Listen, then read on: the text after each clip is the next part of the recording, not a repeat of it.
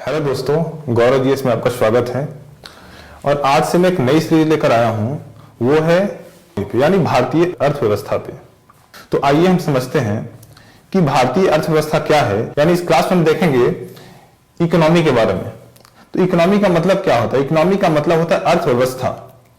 यानी हमारे पास क्या होगा कि एक अर्थ होगा और उसका हम क्या करेंगे, उसका हम व्यवस्था करेंगे। यानी एक अर्थ का व्यवस्था कैसे किया जाए, इसी को हम बोलते हैं अर्थव्यवस्था। तो अर्थव्यवस्था में सिर्फ अर्थ का मतलब यह नहीं होता धन या संपदा। अर्थ का मतलब वो हर एक चीज जो आपके रिसोर्सेज से संबंधित है। जैसे मान लीजिए हमारे पास कोयले का रिसोर्सेज बहुत सारा है और दिन प्रतिदिन कोयले का रिसोर्सेज घटता भी जा रहा है। तो कोयला क्या है? कोयला एक रिसोर्स है, यानी वो एक हमारे पास अर्थ है। तो मान लीजिए एक कोयले का एक खदान है, बहुत बड़ा एक खदान है कोयले का, और इस कोयले के खदान से हम क्या करेंगे कि अपने देश में ऊर्जा के उत्पादन हेतु धीरे धीरे यूज करेंगे। मान लीजिए कि ये कोयले का जो उत्पादन, कोयला जो है वो हमारे पास 100 क्विंटल है। कोयला अगर ये 100 क्विंटल है तो हम 100 क्विंटल को किस तरह व्यवस्थित करें कि आने वाले अगले 10 सालों तक चलता रहे। तो इसी की व्यवस्था को हम पढ़ेंगे अर्थव्यवस्था के अंतर्गत। तो हम अर्थव्यवस्था में 3 चीजों को देखते हैं। सबसे पहला देखते हैं उत्पादन को, संग्रहण को और वितरण को। तो ये तीनों यानी उत्पादन, संग्रहण और वितरण का व्यवस्था ही हम अर्थव्यवस्था के अंतर्गत पढ़ते हैं। तो अर्थव्यवस्था जो होगा वो 2 चीजों में होगा। देखिए हमारे पास क्या होता है, ऐसे 2 चीजें होती है। पहला होता है, एक तो होता है सेवा और एक होता है वस्तु। यानी कि हम अपने लाइफ से संबंधित कोई भी चीज देखें, तो बिजनेस हो या कोई प्रोडक्शन हो या हम खेती कर रहे हैं, कुछ भी हो, तो वो क्या होगा, एक वस्तु होगा। और सेवा क्या होगा, जैसे कोई लेबर फोर्स। तो और सेवा क्या होगा, जैसे कोई लेबर फोर्स है या आईटी सेक्टर में देखें तो वो क्या है, सेवा का क्षेत्र है। यानी सेवा और वस्तु 2 चीजों की व्यवस्था हम अर्थव्यवस्था में पढ़ेंगे। तो हम एंशिएंट टाइम में क्या देखते थे कि हमारे पास वस्तु विनिमय प्रणाली थी। वस्तु विनिमय प्रणाली होता क्या था, जैसे मान लीजिए आपके पास रुई है, किसी के पास गेहूं है, धान या चावल है, तो वो क्या करता था कि आपके पास रुई है और उनके पास धान है। आपको अगर धान की आवश्यकता पड़ी तो आपको धान दे देते हैं, उनको रुई की आवश्यकता पड़ी तो रुई देते हैं। तो यहाँ पे क्या होता था कि वस्तुओं का एक्सचेंज होता था और वस्तुओं के एक्सचेंज को वस्तु विनिमय प्रणाली में पढ़ते थे। तो वहां का इकोनॉमी निरंतर चलता था। आज भी मैं जब गांव में जाता हूं तो कुछ साल पहले की बात है, जब गांव में जाता तो वहां पे देखता था कि कुछ सामान लाना है, तो सामान लाने में क्या होता था कि घर से कुछ उठाकर ले गया, कुछ अनाज उठाकर ले गया, दुकानों में दे दिया, दुकानों से कुछ सामान लेकर के मैं आ गया। तो वो क्या एक वस्तु प्रणाली का ही एक भाग था। उसके बाद धीरे धीरे डेवलपमेंट के बाद क्या हुआ, वस्तु विनिमय प्रणाली का एक मुद्रा विनिमय प्रणाली में परिवर्तन हो गया। ऐसा क्यों हुआ, इसके पीछे कारण था। जैसे मान लीजिए वस्तु विनिमय प्रणाली में क्या होता था कि किसी को रुई की आवश्यकता है, किसी को धान की आवश्यकता है, लेकिन हो सकता है दोनों को म्यूचुअली एक दूसरे की आवश्यकता ना हो। तो उस स्थिति में क्या होता था कि वस्तु विनिमय प्रणाली फेल हो जाता था। तो उसके स्थान पर धीरे डेवलपमेंट के बाद क्या हुआ कि एक मुद्रा प्रणाली आया। मुद्रा प्रणाली में क्या हो, जैसे मान लीजिए आपके पास कुछ मुद्रा है, आपने किसी को दिया, कोई सामान आपने खरीद लिया, तो ये मुद्रा प्रणाली आ गया। लेकिन अब धीरे धीरे हम क्या देख रहे हैं कि जैसे इंटरनेट की दुनिया आ गई, तो इंटरनेट की दुनिया में एक चीज हमें नजर आ रहा है और वो है बिटकॉइन का, वर्चुअल करेंसी। तो वर्चुअल करेंसी जो वर्तमान में नजर आ रहा है उसमें क्या है कि ना ही कोई भौतिक मुद्रा होगा हमारे पास, ना ही कुछ होगा। यहां पे क्या होगा, क्रिप्टो करेंसी होगा। क्रिप्टो करेंसी का हम क्या करेंगे, ऑनलाइन इंटरनेट पर इसका खनन होता है, बहुत सारी प्रक्रिया है इसके बारे में, और इसके द्वारा ही व्यापार को किया जाएगा। अर्थशास्त्र सामाजिक विज्ञान की एक ऐसी शाखा है जिसके अंतर्गत हम सेवाओं और वस्तुओं का उत्पादन, विनिमय और उपभोग का अध्ययन करते हैं। तो देखें कि अर्थशास्त्र के डेवलपमेंट का कारण क्या रहा। तो हमने अर्थव्यवस्था को देखा था, तो अर्थव्यवस्था के अध्ययन के लिए कुछ शास्त्र की आवश्यकता होगी, कुछ टूल्स की आवश्यकता होगी। तो उसके लिए हमने एक अर्थशास्त्र यानी इकोनॉमिक्स एक सब्जेक्ट बनाया। जैसे मान लीजिए व्यक्ति, राष्ट्र और समाज है, तो व्यक्ति है, राष्ट्र है, समाज है, तो इनके बीच के संबंधों को दर्शाने के लिए कि आखिर एक व्यक्ति समाज में कैसे रह रहा है, समाज में उपभोग कैसे करेगा। राष्ट्र है तो राष्ट्र व्यक्ति से संबंध कैसे होगा, तो इसके लिए आवश्यकता पड़ती है अर्थशास्त्र की। दूसरा संसाधनों का प्रबंधन। जैसा हमने पीछे अर्थव्यवस्था में देखा था, क्या था कि संसाधन हमारे पास सीमित हैं, तो सीमित संसाधनों का कैसे उपयोग करें, इसके लिए हम अर्थशास्त्र का डेवलपमेंट देखते हैं। दूसरा है नीतियों का निर्माण। मान लीजिए कि गवर्नमेंट है, तो गवर्नमेंट क्या करेगी कि समाज के लिए कुछ नीतियों का निर्माण करेगी, देश के लिए कुछ नीतियों का निर्माण करेगी। तो इस निर्माण के लिए देश के आर्थिक स्थिति को जानना बहुत आवश्यक है। तो इस स्थिति को जानने के लिए भी अर्थव्यवस्था बहुत आवश्यक सिद्ध होता है यहाँ पे। उसके बाद होते हैं कल्याणकारी समाज के लिए। तो एक कल्याणकारी समाज के लिए किस तरह से नीतियां बनाई जाएं, एक कल्याणकारी समाज के लिए कर की व्यवस्था कैसी हो, तो इन सब चीजों के अध्ययन के लिए हम देखते हैं अर्थशास्त्र को। उसके बाद हम देखते हैं सरकार और जनता के बीच के संबंध को। जैसे जनता है और सरकार है, तो उन दोनों के बीच में संबंध कैसा हो, तो इसके लिए भी अर्थशास्त्र बहुत आवश्यक है। तो अर्थशास्त्र के डिफिनेशन तो हमने देख लिया, अर्थशास्त्र क्यों आवश्यकता है इसके बारे में हमने देख लिया। अब दो चीजें निकल कर आती हैं हमारे सामने कि आर्थिक समृद्धि और आर्थिक विकास। कि आखिर आर्थिक समृद्धि क्या होता है और आर्थिक विकास क्या होता है। कई बार क्या होता है कि बहुत सारे लोग आर्थिक समृद्धि को ही आर्थिक विकास और आर्थिक विकास को ही आर्थिक समृद्धि मान बैठते हैं, लेकिन ऐसा नहीं है। इसके पीछे कारण क्या है कि जैसे कि आर्थिक समृद्धि में क्या होता है कि वस्तु और सेवाओं के उत्पादन के में परिवर्तन को हम देखते हैं। मान लीजिए कि कोई एक टाइम ड्यूरेशन है 1 साल का, तो उस 1 साल में वस्तु और सेवाओं में क्या परिवर्तन हुआ, उसमें क्या वृद्धि हुआ, इसको हम आर्थिक समृद्धि में देखते हैं। ठीक है। तो और आर्थिक समृद्धि क्या होगा जब मान लीजिए कि 1 साल है, मान लीजिए कि 2019 है, तो 2019 से 2020, तो इसके बीच में जो डेवलपमेंट होगा उसको हम आर्थिक समृद्धि के अंतर्गत देखेंगे। तो हो सकता है डेवलपमेंट भी हो और हो सकता है डेवलपमेंट ना हो, बल्कि इसका डेवलपमेंट निगेटिव हो। तो इसमें हम क्या देखते हैं कि अगर ये पॉजिटिव जाएगा, मान लीजिए कि अगर ये पॉजिटिव जाएगा तो हम क्या बोलेंगे, इसको ग्रोथ बोलेंगे यानी समृद्धि बोलेंगे।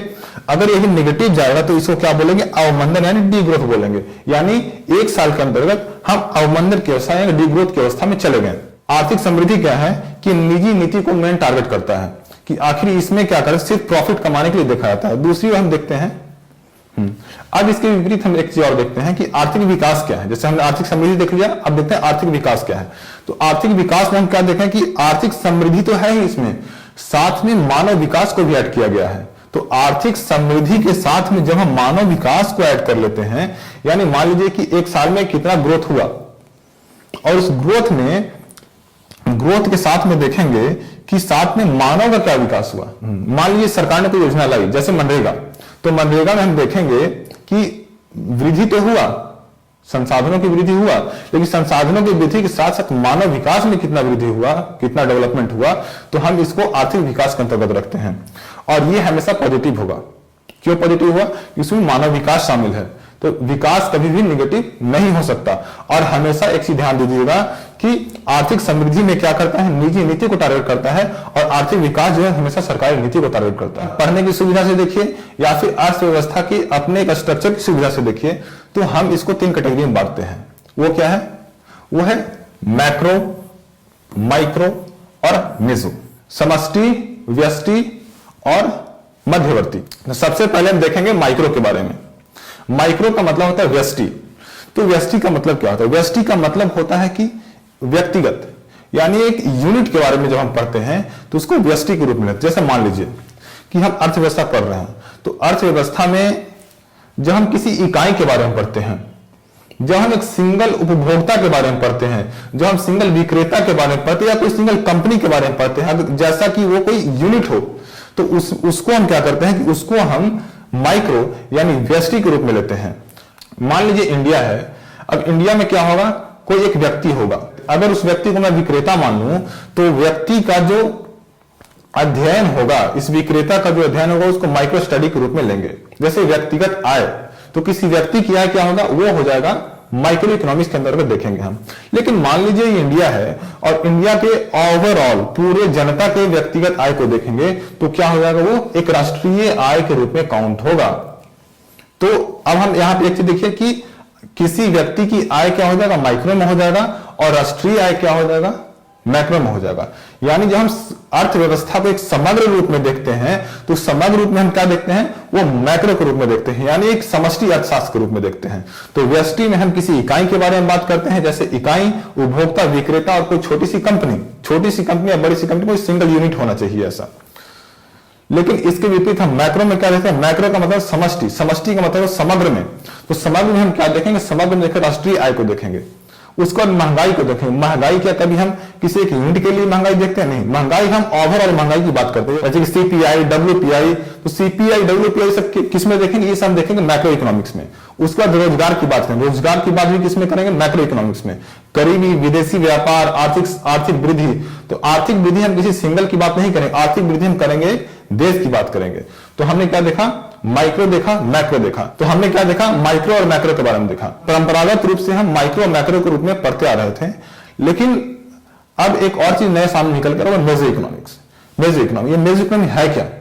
तो मान लीजिए कि जो माइक्रो में भी ना हो, जो मैक्रो में भी ना हो, जो बीच की अवस्था हो, उसको हम क्या बोलेंगे, उसको बोलेंगे मेजर इकोनॉमिक्स। ऐसा क्यों बोलेंगे? जैसे मान लीजिए इंफ्रास्ट्रक्चर है, तो इंफ्रास्ट्रक्चर को न ही हम माइक्रो में गिनती करते हैं, न ही हम मैक्रो में गिनती करते हैं, तो वो क्या आएगा, वो है मेजर इकोनॉमी में। अपॉर्चुनिटी कॉस्ट, तो अपॉर्चुनिटी कॉस्ट में हम देखेंगे, जैसे मान लीजिए आपके पास कुछ संसाधन उपलब्ध हैं, तो संसाधन क्या, मान लीजिए कि 4 संसाधन आपके पास उपलब्ध हैं। मान लीजिए आपके पास 4 संसाधन उपलब्ध हैं, तो इन संसाधनों में से किसे चुना जाए जो कि आपको एक बेस्ट रिजल्ट दे। जैसे मान लीजिए 2 कंपनियां, कंपनी ए और कंपनी बी। कंपनी ए आपको कोई जॉब ऑफर कर रही है और वहां पे आपकी सैलरी है 5,000 रुपीज। आपने कंपनी ए को छोड़ दिया सिर्फ इसलिए, या हो सकता है कंपनी बी में जाने से ज्यादा आपको कुछ लाभ हो, लेकिन आप यहां पे लाभ को काउंट नहीं कर रहे हैं, बस कंपनी बी को आपने अपना लिया। किस लिए? हो सकता है इससे बेस्ट हो।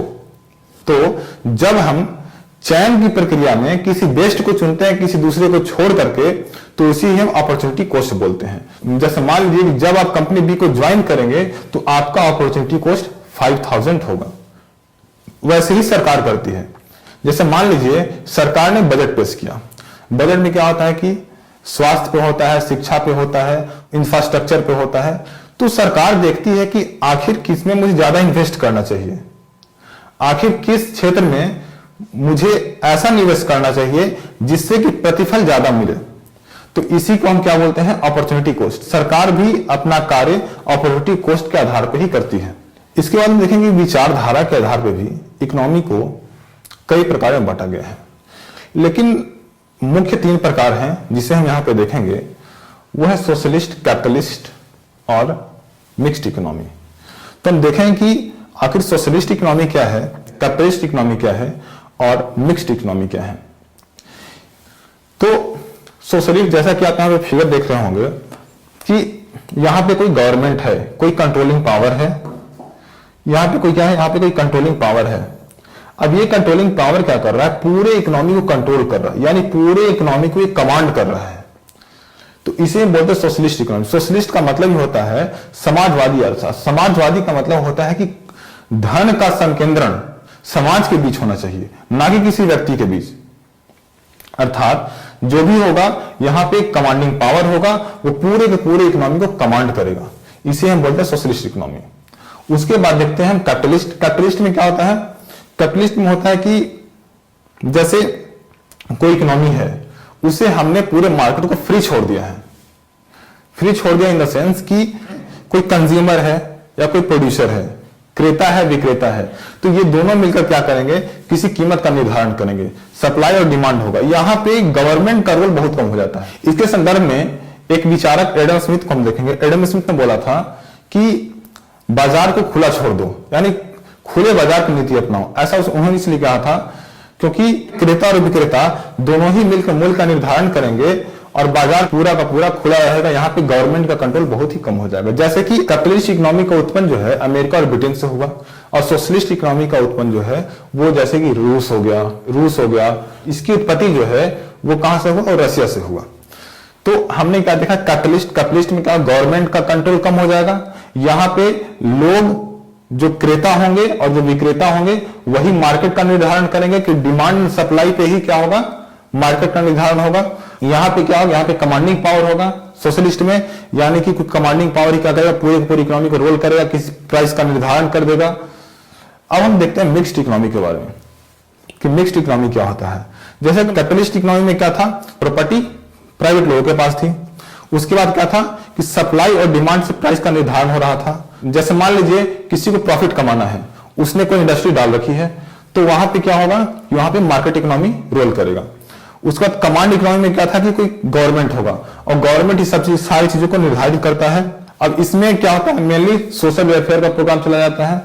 अब हुआ क्या कि इन दोनों को मिक्स करके एक मिक्स्ड इकोनॉमी बना, यानी कि capitalist plus socialist is equal to mixed economy. ऐसी मिक्स्ड इकोनॉमी हम इंडिया में देखते हैं, जिसमें क्या होता है कि वेलफेयर के लिए गवर्नमेंट काम करती है और सेल्फ इंटरेस्ट के लिए लोग भी काम करते हैं, यानी दोनों का मिला जुला स्वरूप वही होता है मिक्स्ड इकोनॉमी। तो इकोनॉमी के इन सब सारे तथ्यों को जानने के बाद हमें यह भी जानना जरूरी है कि आखिर इकोनॉमी का जब डेवलपमेंट हुआ तो इनके पीछे कुछ विचारक भी होंगे, तो कुछ विचारकों को पढ़ना बहुत ही आवश्यक है, जैसे एडम स्मिथ। तो एडम स्मिथ के बारे में हम क्यों पढ़ते हैं? तो एडम स्मिथ को माना जाता है फादर ऑफ इकोनॉमिक्स, यानी कि अर्थशास्त्र का पिता। तो ये क्या थे कि एक उदारवादी विचारधारा के थे। इनका मानना था कि मार्केट को पूरा का पूरा खुला छोड़ दो, इसमें किसी भी तरह की कमांड नहीं करो। जैसे इन्होंने एक दिया लेसेस फेयर, अर्थात स्वेच्छा व्यापार की नीति दिया। इसका मतलब क्या था? इसका मतलब यह था कि लोगों को खुला छोड़ दो, वो बाजार में जाएंगे, किसी तरह की कर मत लगाओ, कर मुक्त कर दो उनको। और उन्होंने एक और बात बोला, वो था अदृश्य हाथ की कल्पना की। अदृश्य हाथ की कल्पना क्यों की? उन्होंने बोला कि मार्केट में एक ऐसा फोर्स काम कर रहा है जो कि अदृश्य है। लोग अगर मार्केट में जाते हैं और मार्केट में जा करके वहां पे कोई व्यापार करते हैं, कोई डिमांड एंड सप्लाई का काम करते हैं, तो मार्केट खुद ब खुद रेगुलेट हो जाती है। जैसे मान लीजिए कोई विदेशी व्यापार हो रहा है तो वहां पे गवर्नमेंट को कंट्रोल नहीं करनी चाहिए और लोग खुद डिमांड करेंगे और जो डिमांड करेंगे दूसरे लोग उसको सप्लाई करेंगे। तो डिमांड सप्लाई जो है वही पूरे के पूरे मार्केट को निर्धारित करेगा। तो ये था एडम स्मिथ का विचार। उसके बाद में देखा जॉन मेनार्ड केन्स है। तो केन्स की विचारधारा जो उदारवादी है। इन्होंने कहा कि जैसे मान लीजिए कोई इकोनॉमी है, तो कोई इकोनॉमी क्या कर रहा है कि अप एंड डाउन हो रहा है उसमें, तो कभी कभी क्या होता है कि बहुत ही मंदी की अवस्था, कभी कभी इकोनॉमी बहुत डाउनफॉल चला जाता है। तो इस डाउनफॉल की स्थिति को सुधारने के लिए गवर्नमेंट को प्रयास करनी चाहिए। यानी ये तो एक उदारवादी विचारधारा रखते हैं, साथ ही ये बोलते हैं कि अगर इकोनॉमिक डाउनफॉल जा रही है तो गवर्नमेंट को हेल्प करके उसको पंप करना चाहिए, पंप करके उसको ऊपर उठाना चाहिए। तो केन्स के विचारधारा के अनुसार हम भारत में कुछ देखें, जैसे कि सागरमाला परियोजना हो गया, रोजगार के लिए प्रयास गवर्नमेंट करती है, मनरेगा की बात करती है। तो ये सब क्या है कि जब जब इकोनॉमी डाउनफॉल में जाता है तो गवर्नमेंट उसको उठाने के लिए कुछ प्रयास करती है। एक है कार्ल मार्क्स। तो कार्ल मार्क्स को पढ़ना बहुत ही जरूरी है। तो इन्होंने इकोनॉमी से बहुत सारे विचार दिए, जैसे वर्ग संघर्ष की बात की, द्वंद्वात्मक भौतिकवाद की बात की। उन्होंने बोला कि श्रम ही अकेला एक साधन है जो उत्पादन करता है। ऐसा क्यों बोला? तो इनका मानना था कि जैसे कोई कंपनी है, कंपनी में कुछ लोग काम कर रहे हैं, तो काम कर रहे हैं तो उत्पादन जो हो रहा है उसको मेन डिटरमाइन करेगा वो है श्रम। श्रम कैसे डिटरमाइन करेगा? तो इनका कहना था कि जैसे कोई श्रमिक का समूह है, किसी कंपनी में काम कर रहा है, अब किसी दिन आउटपुट हुआ 100, मान लीजिए किसी दिन का आउटपुट 100 है। अब अगले दिन क्या हुआ कि ये 100 आउटपुट जो है वो 110 हो गया। तो ये 110 आउटपुट जो है, तो इसमें क्या हुआ कि 10 आउटपुट का सरप्लस हो गया। तो इस सरप्लस का कारण कौन है? ये सरप्लस का कारण है श्रम। अर्थात उत्पादन के हर क्षेत्र में ये श्रम की ही प्रधानता मानते थे। तो इन सब सारे थिंकर के अलावा हम देखेंगे कि भारत में भी कुछ विचारक हुए हैं और उन्होंने भी भारतीय अर्थव्यवस्था और खास करके विश्व में अर्थशास्त्र से संबंधित अनेक विचार दिए। जैसे कि एक हम देखते हैं तिरुवल्लुवर। ये तिरुवल्लुवर जो है ये संगम पीरियड के हैं और संगम पीरियड में भी ये अर्थव्यवस्था पे ऐसे ऐसे विचार दिए जो आज समकालीन में भी नजर नहीं आता। इनका मानना था कि वर्षा जो है वही जीवन का आधार है। अर्थव्यवस्था का मुख्य आधार उस समय कृषि ही था और तो कृषि के लिए उन्होंने वर्षा को ही मुख्य माना। और तिरुवल्लुवर ने लगभग सारे उत्पादन के साधनों की व्याख्या की है। उसके बाद महात्मा गांधी, इन्होंने विकेंद्रीकरण का विचार दिया, इन्होंने ट्रस्टीशिप का विचार दिया, इन्होंने कुटीर उद्योगों का विचार दिया। तो सबसे महत्वपूर्ण इनका है ट्रस्टीशिप। और ट्रस्टीशिप इनका महत्वपूर्ण क्यों है? इसके पीछे कारण भी है, क्योंकि ये मानते थे कि जो भी इस संसार में जो भी धन है, संपदा है, तो वो एक ट्रस्टी के रूप में है। जैसे मान लीजिए संसार में कि जितनी भी धन संपदा है उस पर किसी एक का अधिकार नहीं है, बल्कि सारे लोगों का उसमें समान अधिकार है। अगर मान लीजिए कि कोई कंपनी है, तो कंपनी के पास जितने भी धन संपदा है तो उसका ट्रस्टी है वो, न कि वो मालिक है। और हर उन लोगों को जो कंपनी से संबंधित है उनको समान भाव देगा और समान वितरण करेगा। ये महात्मा गांधी का मानना था। एक हम देखेंगे जवाहरलाल नेहरू के बारे में। तो जवाहरलाल नेहरू, इनको आधुनिक भारत का निर्माता भी कहा जाता है जवाहरलाल नेहरू को। इसका कारण यह है कि जब विश्व दो भागों में बट गया था, एक सोशलिस्ट एक कैपिटलिस्ट, यानी एक साम्यवाद का प्रवर्तक था और एक पूंजीवाद का प्रवर्तक था। तो इन्होंने क्या किया कि उन्होंने किसी भी खेमे में शामिल होने से इनकार कर दिया और एक गुट निरपेक्ष की नीति अपनाया। तो इनका मानना था कि राज्य जो है वो अर्थव्यवस्था के बड़े सेक्टर को कंट्रोल करे और बाकी चीजें जो हैं वो लोगों के लिए छोड़ दिया जाए। तो यहां पे इन्होंने क्या किया कि एक भारतीय समाजवाद की कल्पना लेकर आए और वही बाद में चलकर हमें मिक्स्ड इकोनॉमी के रूप में नजर आता है। उसके बाद बी आर अम्बेडकर को हम देखेंगे। तो बी आर अम्बेडकर को भी एक बहुत बड़े अर्थशास्त्री के रूप में देखा जाए। हम तो इन्हें राजनीति या फिर संविधान के निर्माता के रूप में ही जानते हैं, लेकिन अगर देखा जाए तो अम्बेडकर के आर्थिक विचार भी एक उन्नत भारत के निर्माण के लिए बहुत ही महत्वपूर्ण है। इन्होंने क्या किया, इन्होंने भारी उद्योगों का समर्थन किया। भारत में भारी उद्योगों को लगाया जाए और जो संघर्ष है लोगों के बीच में वो संघर्ष समाप्त हो और जो आर्थिक शोषण हो रहा है उस आर्थिक शोषण को दूर किया जाए। इन्होंने सहकारी कृषि का समर्थन किया। तो हमने इस चैप्टर में इकोनॉमी और इकोनॉमिक्स के डिफरेंस को देखा, दोनों की परिभाषा जाना और उनसे संबंधित बहुत सारे टर्मिनोलॉजी को हमने देखा। कुछ आर्थिक विचारकों के बारे में पढ़ा कि आखिर विश्व के अनेक विचारक और भारत के विचारकों का अर्थव्यवस्था के प्रति विचार क्या था। तो आज के लिए थैंक यू और आप मेरे चैनल को लाइक करें, सब्सक्राइब करें ताकि आने वाले जो भी क्लास हो वो आपको मिल जाए और अपने बाकी लोगों के साथ भी शेयर करना ना भूलें।